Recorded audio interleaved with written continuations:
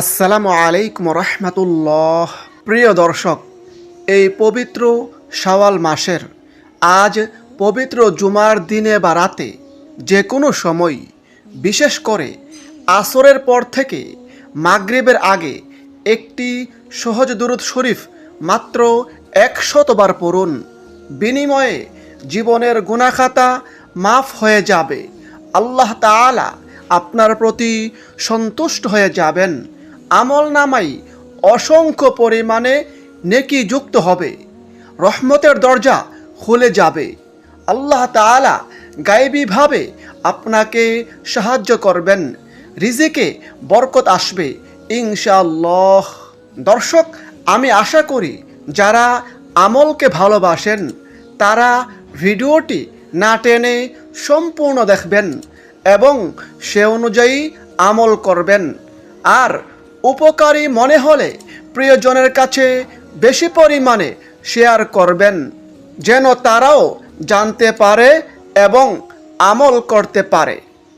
দর্শক, তাহলে চলুন আমরা মূল ভিডিওটি এখনই শুরু করি। দর্শক, নবী করিম সাল্লাল্লাহু আলাইহি সাল্লামের উপর দুরূদ পড়া খুবই গুরুত্বপূর্ণ ফজিলতপূর্ণ আমল। আর সেটি যদি হয় জুমার দিন, তাহলে তো আরও বেশি ফজিলতপূর্ণ এবং সওয়াবের কাজ। আল্লাহর রসুল সাল্লাল্লাহু আলাইহি সাল্লাম বলেছেন, দিনসমূহের মধ্যে জুমার দিনই সর্বোত্তম। এই দিনে আদম আলাইহিস সালামকে সৃষ্টি করা হয়েছে। এই দিনে তিনি ইন্তেকাল করেছেন। এই দিনে সিংহায় ফু দেওয়া হবে। এই দিনে সমস্ত সৃষ্টিকে বেহুশ করা হবে। অতএব তোমরা এই দিনে আমার ওপর অধিক পরিমাণে দুরূদ পাঠ করো, কেননা তোমাদের পাঠকৃত দুরূদ আমার সম্মুখে পেশ করা হয়। সুবহানাল্লাহ। হাদিসটি আবু দাউদ শরীফে বর্ণিত হয়েছে। হাদিস নম্বর 1047। দর্শক, দুরূদ পড়ার নির্দেশ দিয়ে আল্লাহ তাআলা পবিত্র কোরআনের সূরা আহজাবের 56 নম্বর আয়াতে বলেন, নিশ্চয় আমি এবং আমার ফেরেশতাগণ নবীর ওপর দুরূদ পাঠপূর্বক সালাম প্রেরণ করিয়া থাকি। হে মুমিনগণ, তোমরাও তাহার ওপর দুরূদ পাঠ করো এবং সালাম প্রেরণ করো। সুতরাং প্রিয় দর্শক, বুঝতেই পারছেন দুরূদ পড়া কতটা গুরুত্বপূর্ণ এবং ফজিলতপূর্ণ। আল্লাহ তাআলা নিজেই দুরূদ পড়ার জন্য তার বান্দাদেরকে নির্দেশ প্রদান করেছেন এবং প্রিয় নবী সাল্লাল্লাহু আলাইহি সাল্লাম তার উম্মতদেরকে বেশি বেশি পরিমাণে জুমার দিন দুরূদ পড়ার জন্য উৎসাহিত করেছেন। দর্শক, জুমার দিন বা শুক্রবার সপ্তাহের মধ্যে শ্রেষ্ঠ দিন। ইসলামের দৃষ্টিতে এই দিনের মর্যাদা এবং ফজিলত অনেক বেশি। ফজিলতের কারণে এই দিনকে সাপ্তাহিক ঈদের দিন বলা হয়েছে। আল্লাহর রাসূল সাল্লাল্লাহু আলাইহি সাল্লাম বলেছেন, জুমার দিন সপ্তাহের মধ্যে শ্রেষ্ঠ এবং তা আল্লাহ তাআলার নিকট অধিক সম্মানিত। ইবনে মাজাহ হাদিস নম্বর 1084। হযরত আবু হুরায়রা রাদিয়াল্লাহু আনহু হতে বর্ণিত আছে, তিনি বলেন, আল্লাহর রাসূল সাল্লাল্লাহু আলাইহি সাল্লাম বলেছেন, সূর্য উদিত হওয়ার দিনগুলোর মধ্যে জুমার দিন সর্বোত্তম। এই দিনে আদম আলাইহিস সালামকে সৃষ্টি করা হয়েছে। এই দিনে তাকে জান্নাতে প্রবেশ করানো হয়েছে এবং এই দিনে তাকে জান্নাত থেকে বের করা হয়েছে। হাদিসটি মুসলিম শরীফে বর্ণিত হয়েছে। হাদিস নম্বর 854। দর্শক, জুমার দিনের এবং জুমার নামাজের ফজিলত প্রসঙ্গে পবিত্র কোরআনে রয়েছে, আল্লাহ তাআলা বলেন, হে মুমিনগণ, জুমার দিনে যখন নামাজের আজান দেওয়া হয় তখন তোমরা আল্লাহর স্মরণে দ্রুত ছুটে যাও এবং বেচাকেনা বন্ধ করো। এটা তোমাদের জন্য উত্তম যদি তোমরা বুঝো। সূরা জুমা আয়াত 9। হাদিসে রয়েছে, হযরত আবু হুরায়রা রাদিয়াল্লাহু আনহু হতে বর্ণিত আছে, তিনি বলেন, আল্লাহর রাসূল সাল্লাল্লাহু আলাইহি সাল্লাম বলেছেন, 5 ওয়াক্ত নামাজ এক জুমা থেকে পরবর্তী জুমা, এক রমজান থেকে পরবর্তী রমজান মধ্যবর্তী সময়ের গুনাহ মাফ করে, যদি সেই ব্যক্তি সব ধরনের কবিরা গুনাহ থেকে বিরত থাকে। সুবহানাল্লাহ। হাদিসটি মুসলিম শরীফে বর্ণিত হয়েছে, হাদিস নম্বর 233। হযরত জাবির ইবনে আব্দুল্লাহ রাদিয়াল্লাহু আনহু হতে বর্ণিত আছে, তিনি বলেন, প্রিয় নবী সাল্লাল্লাহু আলাইহি সাল্লাম বলেছেন, জুমার দিনের 12 ঘন্টার মধ্যে একটি বিশেষ মুহূর্ত এমন আছে যে তখন কোনো মুসলমান আল্লাহর নিকট যে দোয়া করে আল্লাহ তাআলা তা কবুল করেন। হাদিসটি আবু দাউদ শরীফে বর্ণিত হয়েছে, হাদিস নম্বর 1048। দর্শক, অধিকাংশ ইসলামিক স্কলারগণ বলে থাকেন সেই গুরুত্বপূর্ণ সময়টি হচ্ছে আসরের পর থেকে মাগরিবের আগ পর্যন্ত। সেজন্যই বলেছিলাম, পারলে এই সময়ে গুরুত্বপূর্ণ আমলটি করার চেষ্টা করুন। তাছাড়া এই সময়ে বেশি বেশি পরিমাণে দোয়া দুরুদ জিকির আজকারের আমল করতে পারেন।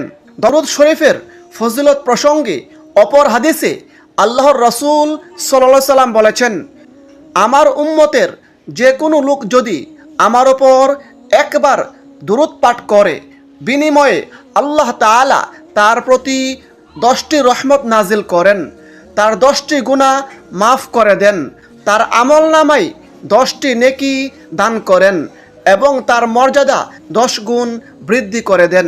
সুবহানাল্লাহ। দর্শক, দুরুদ শরীফের আমল সপ্তাহের যে কোনো দিন যে কোনো সময় করতে পারেন। তবে যেহেতু জুমার দিন দোয়া দুরুদ পড়ার বিশেষ ফজিলত ও উপকারিতা রয়েছে, সেজন্য এই দিনে বিশেষ গুরুত্বের সাথে আমলটি করার চেষ্টা করুন। সেক্ষেত্রে আপনি যে কোনো দুরুদ শরীফ পড়তে পারেন। তবে আজকের ভিডিওতে আমি আপনাদেরকে খুবই গুরুত্বপূর্ণ ফজিলতপূর্ণ একটি দুরুদ শরীফ বাংলা উচ্চারণ সহ জানিয়ে দিব ইনশাআল্লাহ। আপনারা চাইলে এই দুরুদ শরীফটির আমল করতে পারেন। আল্লাহুম্মা সল্লি আলা মুহাম্মাদিন আবদিকা ওয়া রাসূলিক ওয়া আলাল মুমিনিনা ওয়াল মুমিনাত ওয়াল মুসলিমিনা ওয়াল মুসলিমাত। আল্লাহুম্মা সল্লি আলা মুহাম্মাদিন আবদিকা ওয়া রাসূলিক ওয়া আলাল মুমিনিনা ওয়াল মুমিনাত ওয়াল মুসলিমিনা ওয়াল মুসলিমাত। অর্থ, হে আল্লাহ, তুমি রহমত বর্ষণ করো তোমার বান্দা ও রাসূল মুহাম্মদের উপর এবং সকল মুমিন নরনারী ও সকল মুসলিম নরনারীর উপর। দর্শক, এখন আসুন আমলটি কিভাবে করবেন। আপনি প্রথমে 3 বার ইস্তেগফার পড়বেন। সেক্ষেত্রে ইস্তেগফারের যে কোনো দোয়া পড়তে পারেন। আপনি চাইলে এই সহজ দোয়াটি পড়তে পারেন, আস্তাগফিরুল্লাহ আল্লাযী লা ইলাহা ইল্লা হুয়াল হাইয়ুল কাইয়্যুম ওয়া আতুবু ইলাইহি। আস্তাগফিরুল্লাহ আল্লাযী লা ইলাহা ইল্লা হুয়াল হাইয়ুল কাইয়্যুম ওয়া আতুবু ইলাইহি। অর্থ, আমি আল্লাহর কাছে ক্ষমা চাই, তিনি ছাড়া প্রকৃতপক্ষে কোনো মাবুদ নেই, তিনি চিরঞ্জীব চিরস্থায়ী এবং তার কাছে তাওবা করি। দর্শক, এটি একটি ইস্তেগফারের দোয়া। আর ইস্তেগফার খুবই গুরুত্বপূর্ণ ফজিলতপূর্ণ আমল। সেজন্যই আমাদের প্রিয় নবী সাল্লাল্লাহু আলাইহি সাল্লাম দৈনিক 70 থেকে 100 বারের বেশি ইস্তেগফার বা ক্ষমা প্রার্থনা করতেন।